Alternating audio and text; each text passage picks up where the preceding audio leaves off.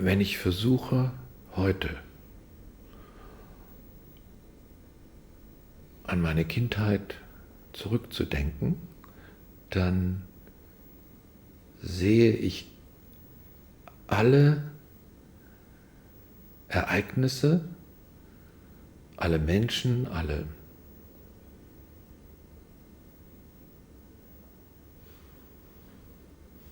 Landschaften, alle Häuser, alle Situationen in ein eigenartiges Licht getaucht. Es ist so, wie wenn alle Dinge einen Heiligenschein hätten.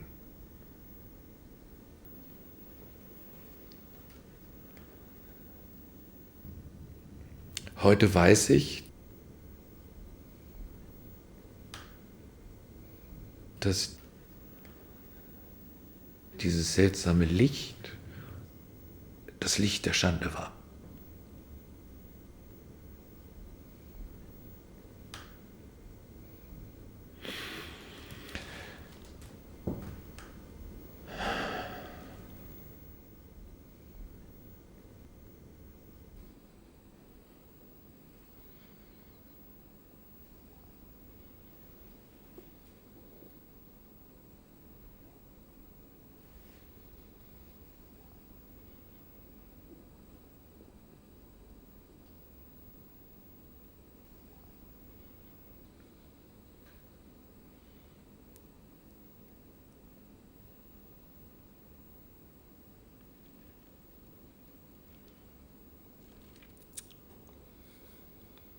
Was ist da kaputt gegangen?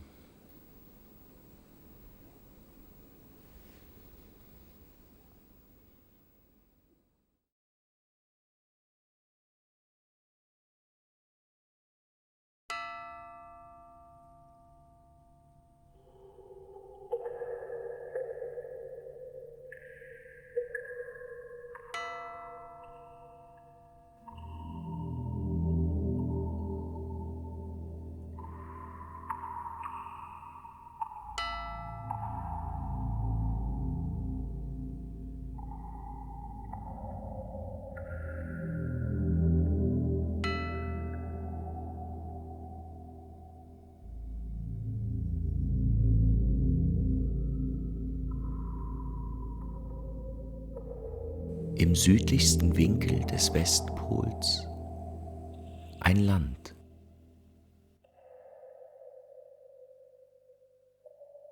Von dem man nicht weiß, wohin sich seine Grenzen erstrecken.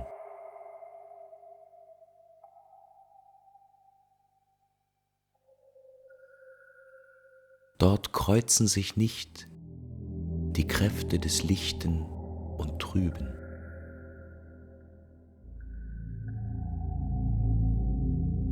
Darum gibt es nicht den Unterschied von Kälte und Wärme.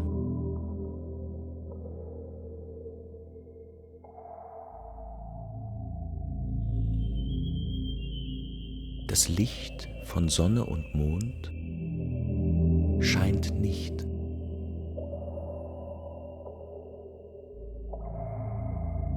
Darum gibt es nicht den Unterschied von Tag und Nacht.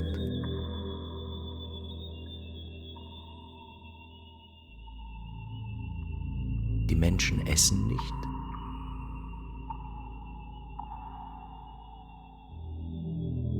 und kleiden sich nicht.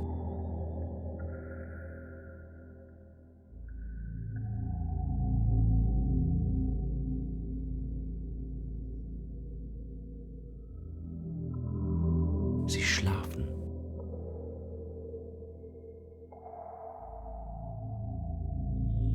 Alle 50 Tage wachen sie nur einmal auf.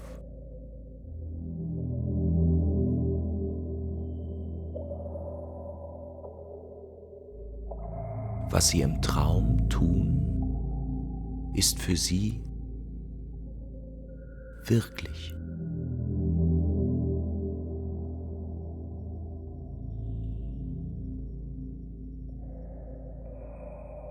Was sie im Wachen sehen, ist für sie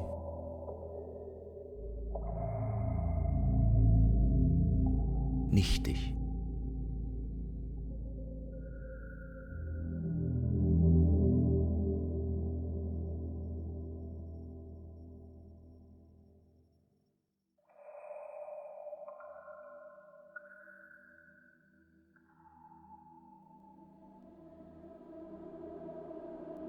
Ja, können wir lernen aus der Geschichte? Ja, wenn wir wollen. Also ein Weg aus der Schande, wie ich sie begreife, wird es nie geben, weil diese Schande ist eine immerwährende Schande. Die eigenen Väter. Und es ist in uns allen. Die Sehnsucht des deutschen Volkes nach Freiheit von Geld und Ausbeutung ist in Auschwitz gleich mitermordet worden. 6000 Jahre Hochkultur und das ist das Resultat. Helden, Führer, Utopien und Ruinen. Die ersten Selbstmordattentäter der Geschichte sind wir.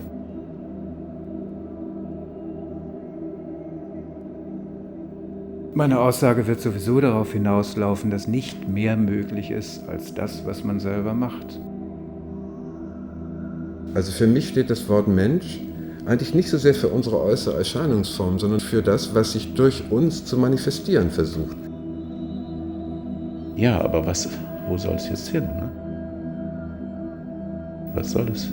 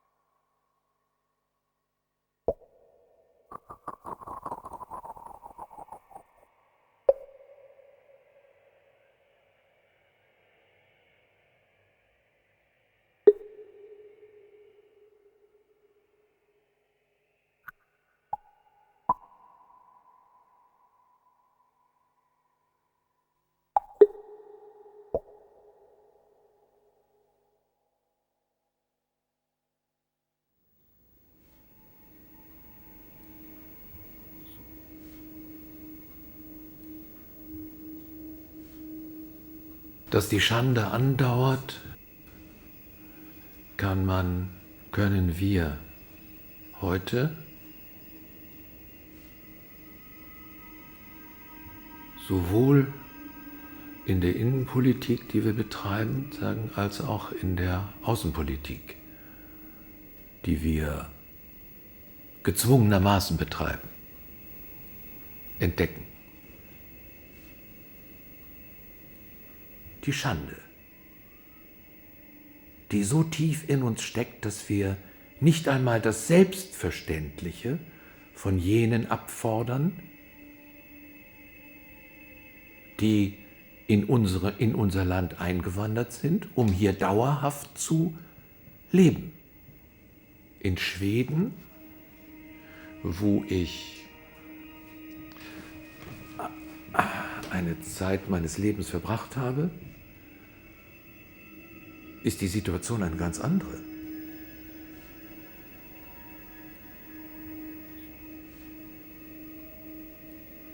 In Schweden wurde von einem Volksschullehrer eine Einwandererfibel entworfen, die dann vom Staat übernommen wurde. Und da steht dann drin, erstens, du musst die schwedische Sprache lernen. Wenn du dich weigerst, dann musst du das Land verlassen. Da steht zweitens drin, du bist hier in ein Land gekommen, in dem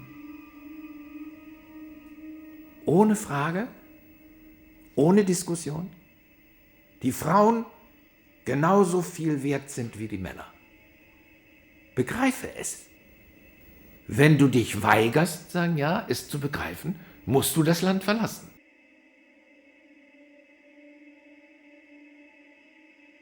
Das war 1971. Das war vor 37 Jahren. Wir haben die Selbstverständlichkeit dieser Forderung erst vor 1 oder 1,5 Jahren entdeckt. Aber inzwischen haben wir ein Schlamassel angerührt.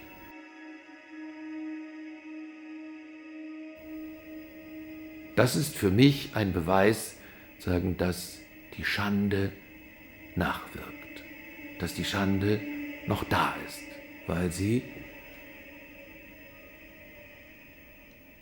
die Menschen und auch die politischen Repräsentanten in diesem Lande daran hindert, das Selbstverständliche zu fordern.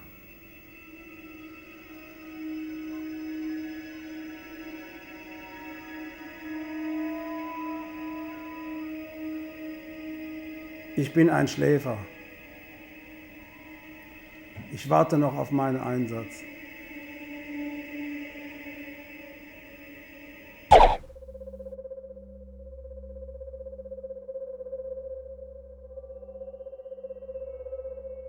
Im nördlichsten Winkel des Westpols ein Land mit immerwährender Hitze.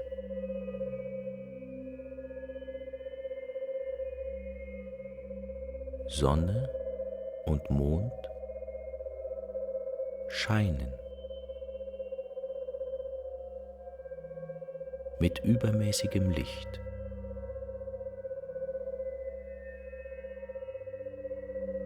Die Erde bringt nur schlechtes Getreide hervor.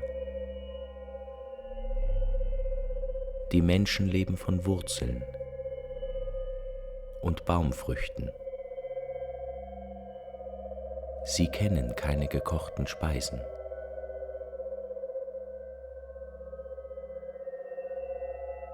Ihre Natur ist hart und grausam.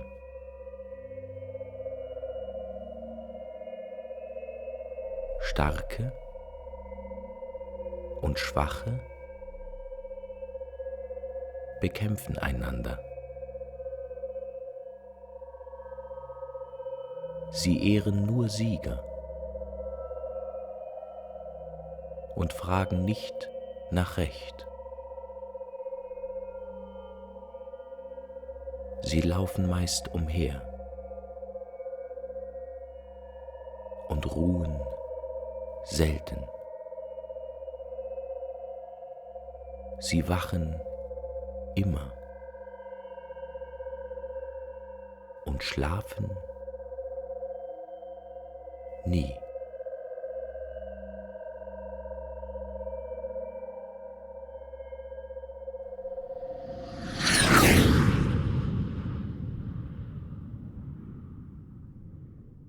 Erstmal glaube ich, dass die Entwicklung sich sehr verschieden darstellt, je nachdem, von welchem Standpunkt aus man sie betrachtet. Und mit Standpunkt meine ich Standpunkt auf der Oberfläche des Planeten. Also betrachtest du Europa von Lateinamerika oder von Afrika aus, ergibt sich ein völlig anderer Blick, als wenn du Europa von Europa aus betrachtest. Und ich glaube, man muss den Blick einnehmen, der außereuropäisch ist und sich auf Europa richtet. Dann hat Europa und damit auch wir nicht, ob wir es nun wussten oder nicht, sich nie in einer Ruhezone befunden, sondern von Europa ist immer eine Art von fundamentalistischem Terror ausgegangen, der auch uns einbezog. Unsere Lebensweise, um es kurz zu machen, ist sozusagen das terroristische Element in dieser Entwicklung. Und wir sind, ob wir es wollen oder nicht, ob wir es wissen oder nicht, keineswegs in einer Ruhezone, sondern immer schon, und zwar seit mehreren Jahrhunderten, in einer Art von planetarischem Bürgerkrieg begriffen, in dem wir auch dann als Beteiligte unterwegs sind, wenn wir selbst den Eindruck haben, in Frieden zu leben. Unser Frieden heißt für andere Gegenden der Welt Krieg.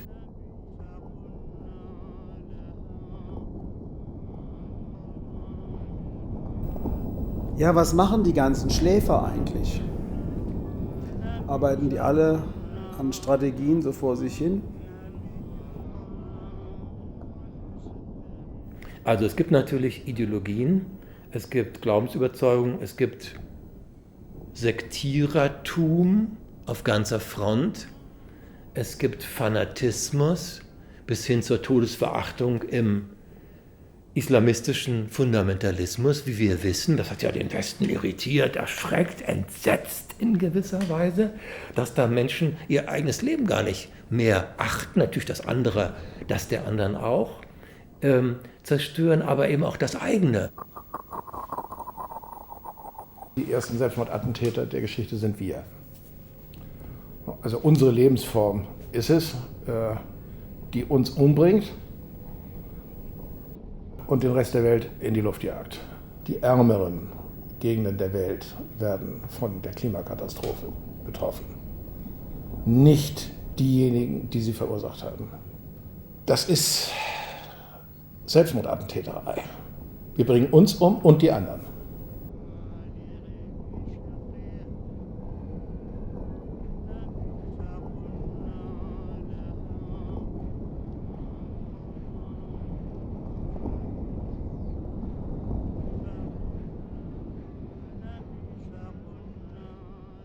Und das ist doch klar, dass diese Art von Selbstmordattentäterei eines ganzen Kontinents oder zweier ganzer Kontinente auf anderen Kontinenten ihr Spiegelbild heraufruft und der Selbstmordattentäter in keinem europäischen oder US-amerikanischen Bürger noch den Zivilisten zu erkennen vermag.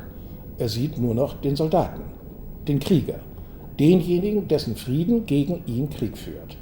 Unsere Art von Selbstmordattentäterei ist feige, weil sie uns nicht umbringen soll, sondern uns ein schönes Leben sichern soll.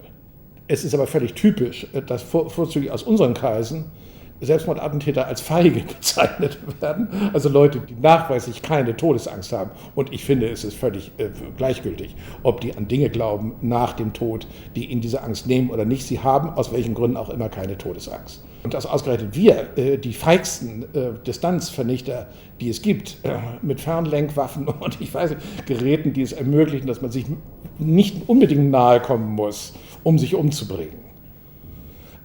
Diese Leute als feige bezeichnen, das finde ich schäbig. Aber es wird sehr viel Zeit vergehen, vor allen Dingen im Zusammenhang mit der Unklarheit des Menschenbildes, bevor unsere Lebensform als aggressiver Akt verstanden wird. Was sie tatsächlich ist. Ja, wenn auf der einen Seite dieser Gegner so glüht, so unvorstellbar glaubensinbrünstig glüht, was machen wir denn nun? Können wir uns und dürfen wir uns und müssen wir uns geradezu auf unsere eigenen Wurzeln und Werte beziehen? Was haben wir denn dem entgegenzusetzen? Gibt es da etwas? Und das ist dann schwierig. Wenn die Christen an Gott glauben würden, dann hätten wir das gemerkt.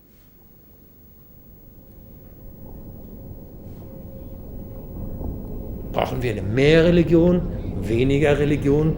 Wie immer man das einschätzen mag, also den real existierenden Sozialismus, das waren Abteilungen aus der Zukunft. Brauchen wir eine neue Spiritualität oder wie? Was ist eigentlich, worum geht es eigentlich? Wohin und wozu? Wohin und wozu? The time is today or tomorrow.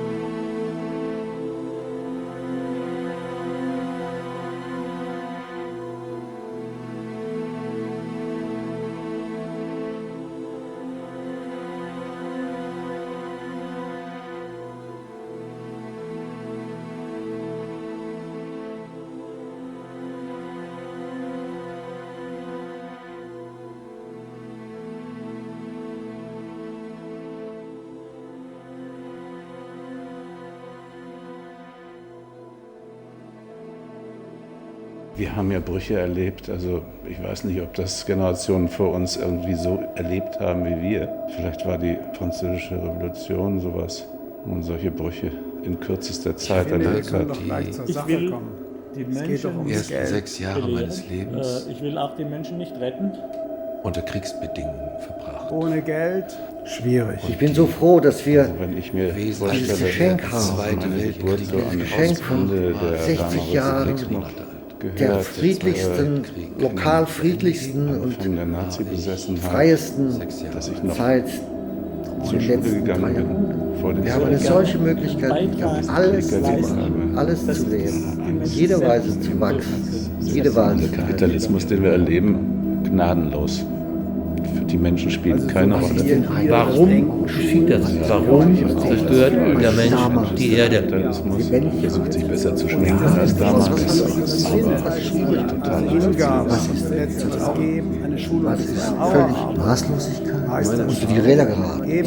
Was ist aufgeblüht? Maßlosigkeit. Dunkelheit, hören, sehen. Dass der Homo sapiens moralisch schwach entwickelt ist, ist eine sehr euphemistische Wesentlichen Erfahrungen meiner Kindheit. Weil wir sprechen ja davon, dass wir etwas Liebe erkennen. zum Kostüm. Aber was wir erkennen, ist maximal doch die Einsicht, dass wir in Wortwelten leben und zur Wirklichkeit immer Die irrtümlich Geschichte der sind. Menschheit ist eine Geschichte des Verbrechens und Wir des sprechen von der Wirklichkeit, aber wir können sie nicht erkennen. Nichts machen, Was weiß ich? nichts wollen, Dann das Überirdische. nichts wissen, nichts haben. Die Utopie des befreiten Bewusstseins.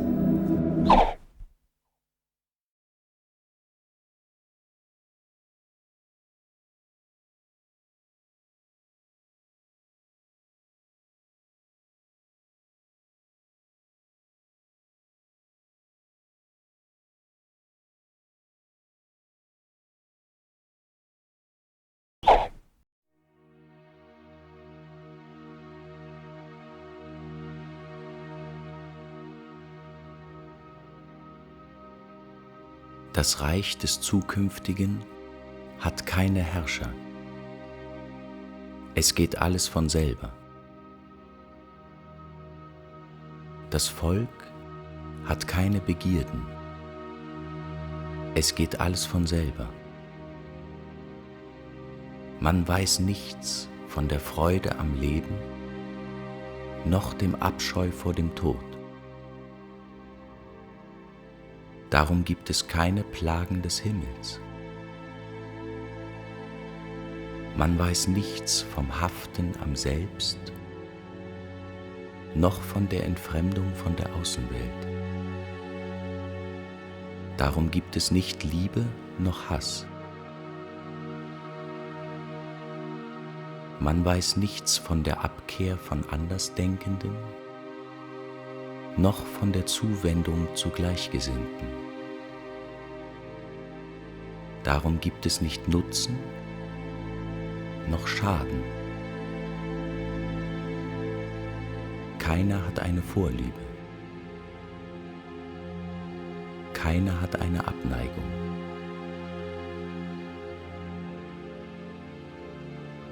Sie gehen ins Wasser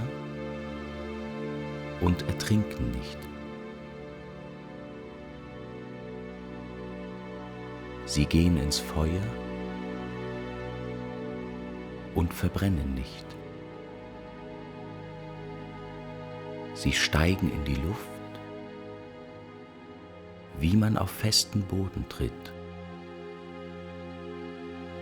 Sie ruhen im leeren Raum, wie man auf einem Bette schläft. Wolken und Nebel umdüstern nicht den Blick. Schönheit und Hässlichkeit betören nicht das Herz. Berge und Täler behindern nicht den Schritt.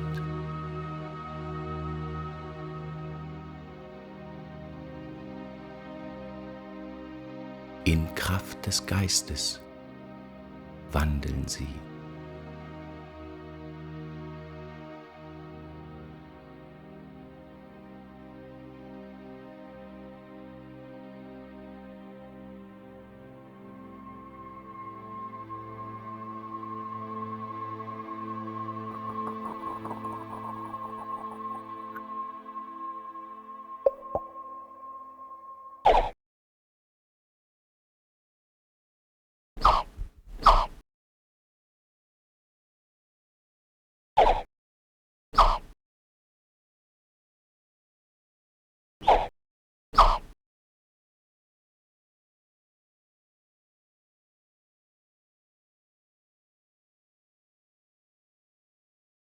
nämlich die Spuren meiner Melancholie in meinem Gesicht, die haben damit zu tun, dass ich keine Antwort weiß, wie man die einmal geöffnete Dose der Pandora je schließen könnte.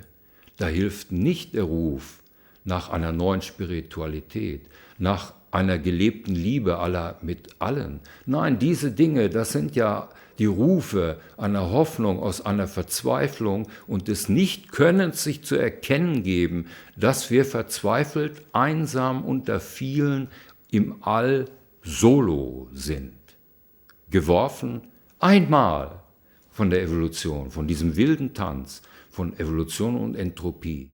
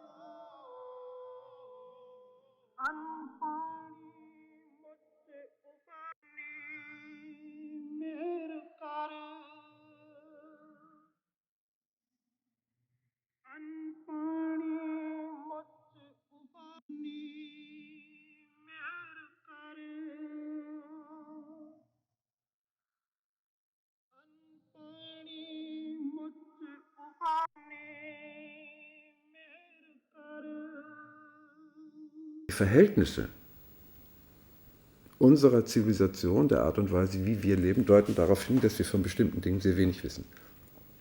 Von bestimmten essentiellen, elementaren Dingen, die uns möglicherweise zu Menschen machen könnten. Ich möchte noch etwas hinzufügen, und das ist, Novalis hat gesagt, die eigentliche Klassengesellschaft besteht nicht im Besitz, im Materiellen, sondern sie besteht in der Empfindungskraft. Das heißt, es gibt Menschen, die Empfindungskraft haben, das heißt auch Mitempfindungskraft, und es gibt Menschen, die diese Kraft nicht haben. Die leben jetzt gemeinsam, vollkommen durchmischt. Und das macht die Sache auch so unendlich schwierig.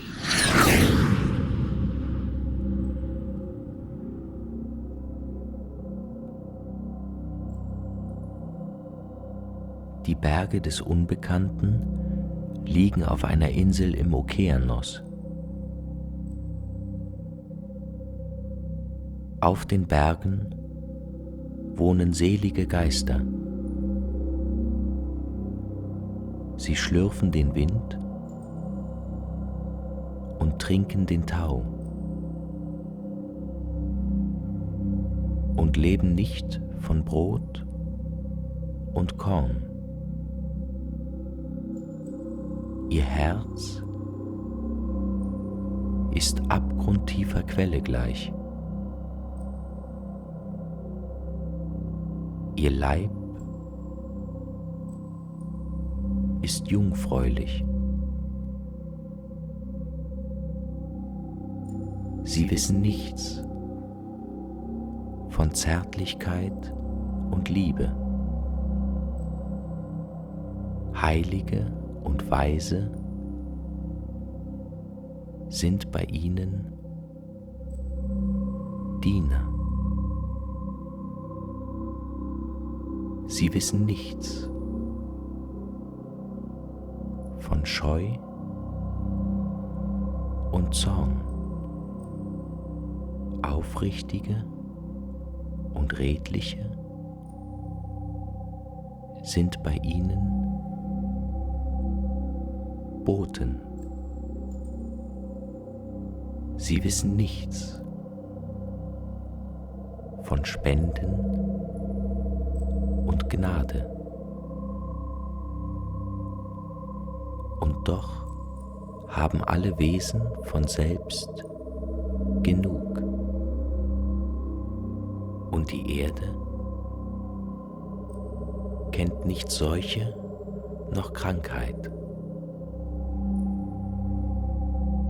Die Menschen kennen nicht Sterben noch Tod. Die Wesen haben nicht Fehler noch Mängel.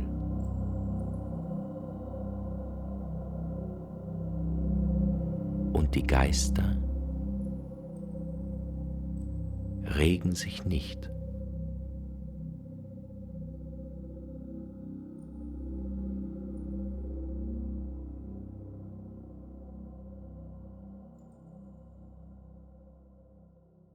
Dass wir verloren sind, kollektiv, darauf kann man sich eigentlich relativ schnell einigen, wenn man tiefere Schichten außer Acht lässt. Wenn ich nur von dem ausgehe, was sich in der Erscheinungswelt zeigt, und ich kann sagen, dass ich von meinem 18 Lebensjahr an wirklich wachbewusst diese Welt und Umwelt betrachtet habe. Also wenn ich nur von dem ausgehe, müsste ich sagen, diese Menschheit wird in der Selbstvernichtung enden. Das ist kaum abwendbar. Es ist eigentlich ein Wunder, dass es nicht längst passiert ist. Es ist ja fast absurd, wenn man, was ich ja auch immer wieder getan habe, nun auftritt und nun versucht, das besudelte Bild des Menschen, das Antlitz des Menschen sozusagen reinzuwaschen. Wenn man davon spricht, zum Beispiel, wie das der große Paracelsus gesagt hat, nur die Höhe des Menschen ist der Mensch. Ja, was denn, wenn ich von Existenzängsten gepeinigt bin, wenn ich meine Miete nicht bezahlen kann, wenn ich Hartz IV beziehe, wenn ich grundlegend gedemütigt bin, wenn ich auf Null gebracht bin, ja, die Höhe des Menschen ist der Mensch, ja bitte sehr, hochinteressante Dinge, die Sie sagen. Aber meine Realität sieht ganz anders aus, Tag für Tag. Für diese Dinge habe ich Mit Verlaub, verehrtester, keine Zeit. Da fehlt mir der Raum. Ich habe keine Luft dafür. Und da ist man doch herausgefordert. Und dann ist man natürlich auch bei der Frage, was jetzt die Menschheit als Ganze betrifft. Gibt es da einen durchtragenden, in diesem Sinne utopischen Impuls? Also gibt es eine Möglichkeit, aus der dunklen, der finsteren, der zerstörten Erde in eine lichte, in eine helle Erde zu kommen, in eine Terra Lucida? Ist das möglich, die Hölderlinsche Friedensfeier? Ist es möglich, die Utopie der Mozartschen Zauberflöte oder der Beethovenschen 9. Sinfonie? Sind das utopische, musikalisch-künstlerische Entwürfe, die letztlich immer wieder scheitern an der dumpfen Realität? Oder gibt es da noch Hoffnung? Das ist ja letztlich die Frage, weitergefasst, sind wir verloren oder haben wir noch eine Chance? Sind wir verloren oder haben wir noch eine Chance?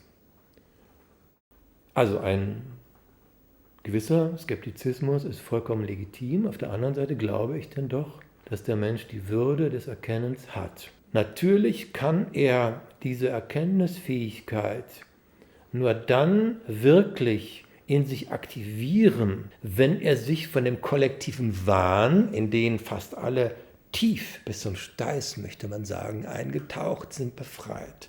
Wie kann er das? Kann der Einzelne sich von dem kollektiven Wahn befreien? Kann er wirklich in eine andere Schicht des Seins durchstoßen? Sei es meditativ, sei es mittels psychoaktiver Stoffe oder mittels ganz bestimmter Exerzitien des Geistes und der Seele. Geht das oder gelangt er nicht doch wieder in neue, subtilere Wahnwelten hinein? Und da ist man an einem entscheidenden Punkt, was den Menschen betrifft. Ich glaube noch immer an den Menschen, an die Möglichkeiten des Menschen. Ich glaube noch immer an ein unausgeschöpftes Potenzial im Menschen. Ich verweise auf Persönlichkeiten, die mir dieses große, wunderbare, kosmische, schöpferische Potenzial zu repräsentieren scheinen. Dann kann man immer sagen, gut, das sind Ausnahmefälle. Wenn ich jetzt hier von Mozart oder von Beethoven oder von Gandhi oder wem auch immer spreche, kann man sagen, ja, das sind Einzelfälle, das sind Ausnahmen. Es gibt immer natürlich diese großen Gestalten, aber die Mehrheit, der große Strom der Mehrheit bewegt sich in eine vollkommen andere Richtung. Ja, aber es gibt doch die Möglichkeit im Menschen, das ist doch offenbar mit ihm angelegt in seiner Existenz, sich zum Schöpferischen, zum Kosmischen emporzuentwickeln. Diese Möglichkeit gibt es.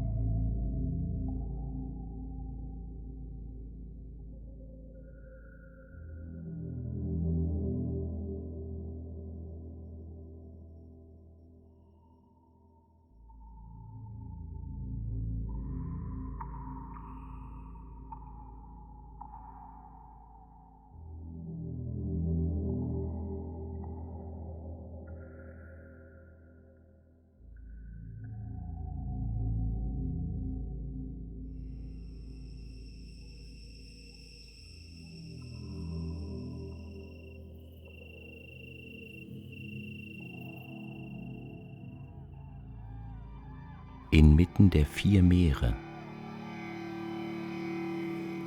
das Reich der Mitte,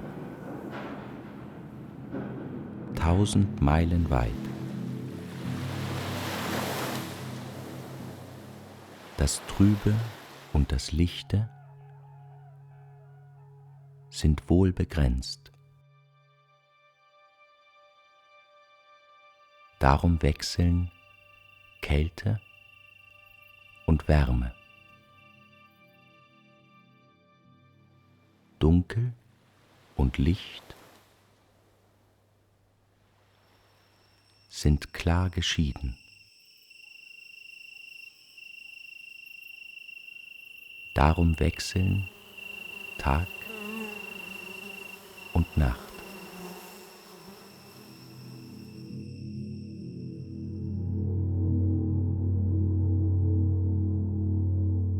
Unter den Menschen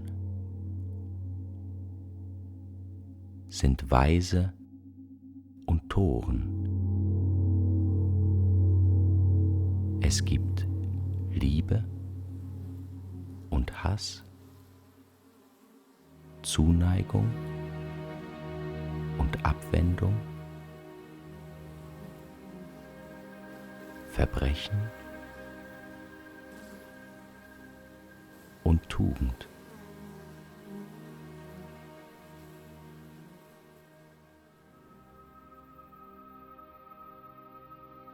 Was die Menschen tun und reden, lässt sich nicht alles aufzählen.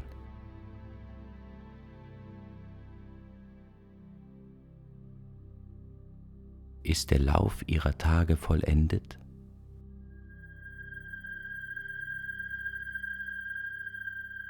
Sterben sie.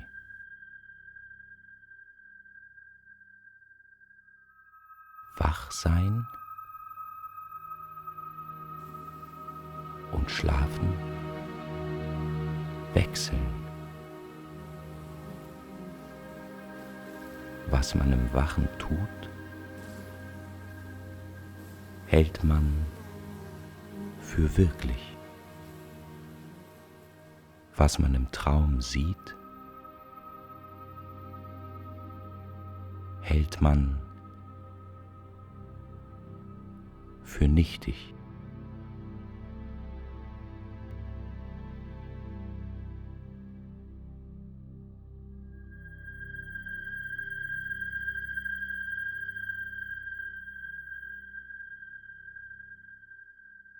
Also wissen wir überhaupt, was ein Mensch ist? Möglicherweise eben noch nicht.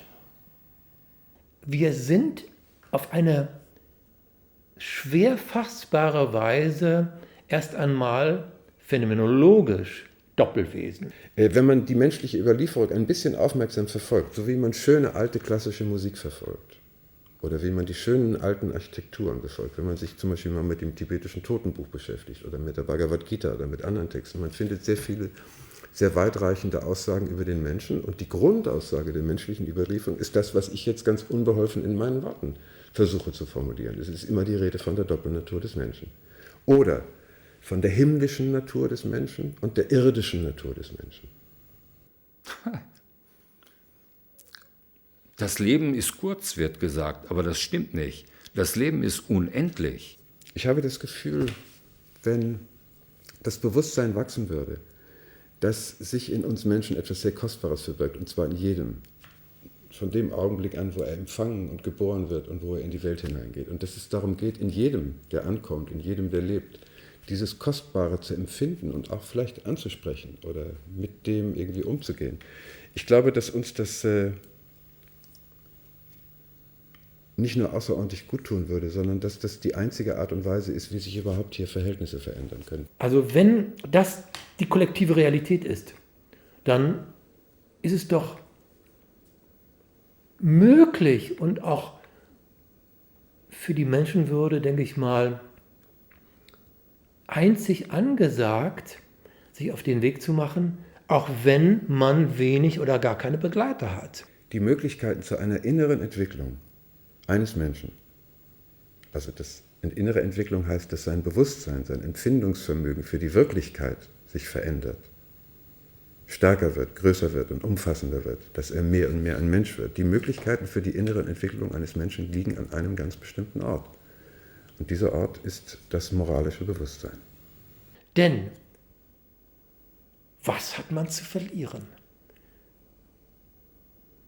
Man hat alles zu gewinnen. Zu verlieren hat man eigentlich nichts, denn kollektiv gesehen kann man sagen, hat der Mensch ja schon verloren. Es gibt eine Bemerkung von Novalis, die dahin führt, zu dem, was für mich die Utopie ist, die uns Menschen auch möglich ist zu realisieren. Er hat gesagt, Menschwerdung ist eine Kunst. Und die Utopie, um die es mir geht, ist diese Kunst. Das ist für mich der Kern der Utopie. Das ist die Utopie, die in meinen Augen nach dieser entsetzlichen Ernüchterung des 20. Jahrhunderts Bestand hat. Wenn der Mensch, der Einzelne, den Verdacht hat, dass es mit ihm eine besondere Bewandtnis haben könnte. Wenn er es nicht weiß, aber er könnte es ahnen, vielleicht ahnt er es, wenn er also diesen Verdacht hat. Und wenn er eine Spur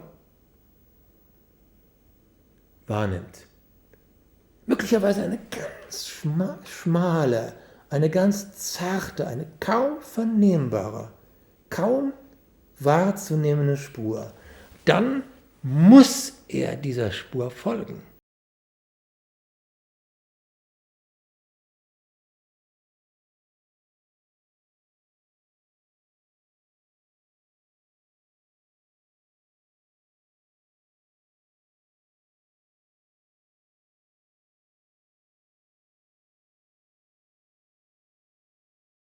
Das Bemühen des seelisch-geistigen, des Bewusstseins, mit der großen Angelegenheit, basiert auf 3 Pfeilern.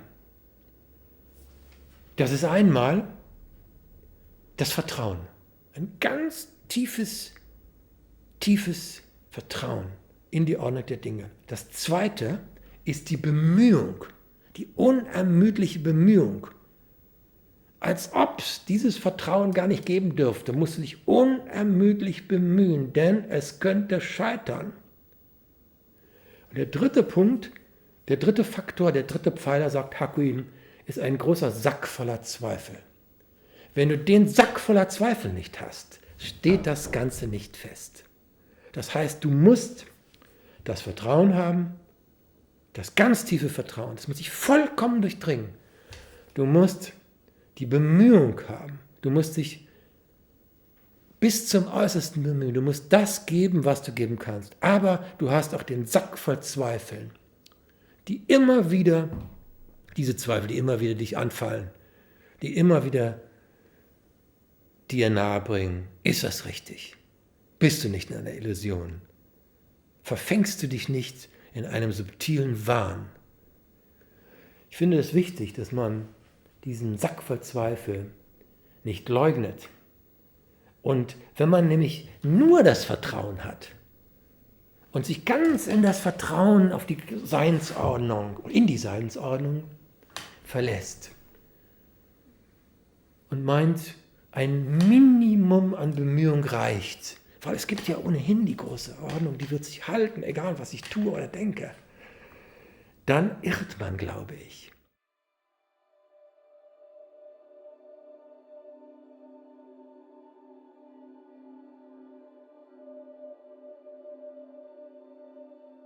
Das Ende des Nordens ist ein Land, das am nördlichsten Rande des Nordmeers liegt. Niemand weiß, wie viele 100.000 Meilen von uns entfernt. Man weiß nicht, wovon sein Gebiet begrenzt wird. Dort gibt es keinen Regen und keinen Wind,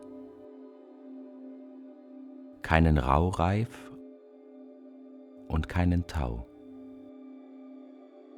Nicht leben dort die Geschlechter der Tiere und Vögel, der Insekten und Fische.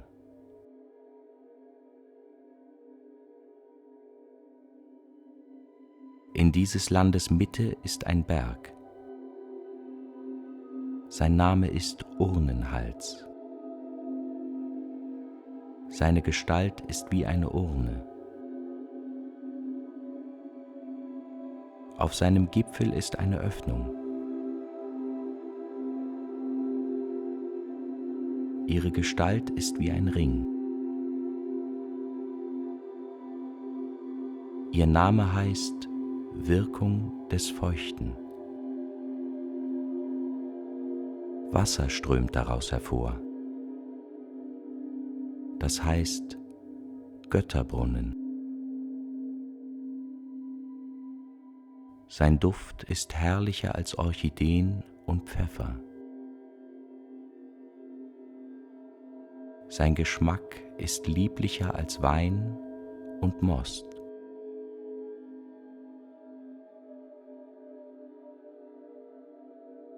Die eine Quelle teilt sich in 4 Bäche.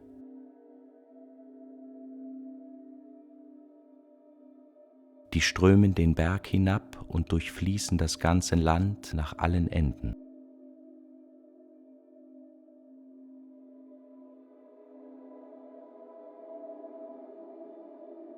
Milde ist die Kraft der Erde.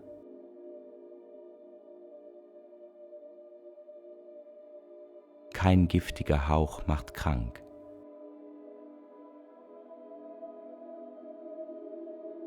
Sanft ist die Art der Menschen. Sie folgen der Natur, ohne Zank und Streit.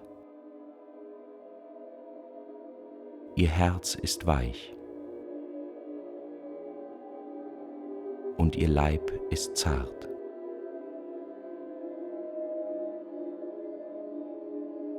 Fern ist ihnen Hochmut und Neid. Alte und Junge wohnen friedlich beieinander. Männer und Frauen wandern zusammen.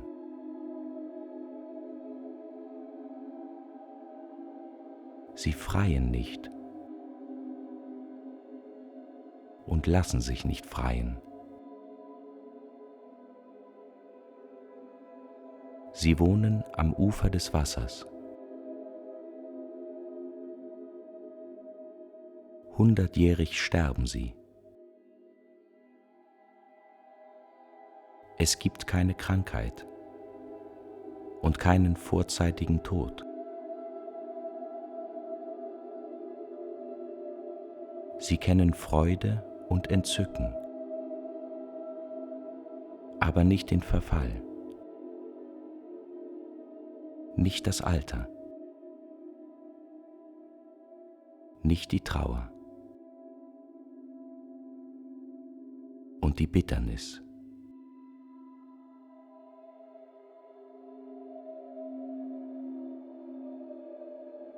Sie lieben die Töne.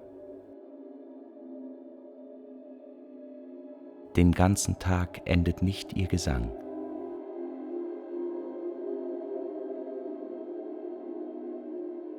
Sind sie hungrig und müde, so trinken sie aus dem Götterbrunnen.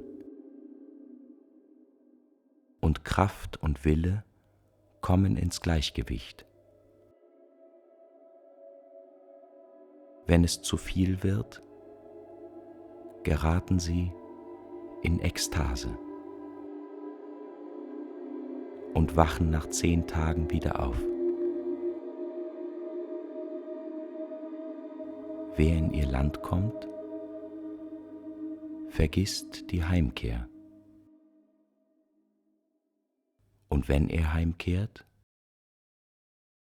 sehnt er sich nach jenem Land zurück. Mit großer Unruhe, bis er sich selbst verliert.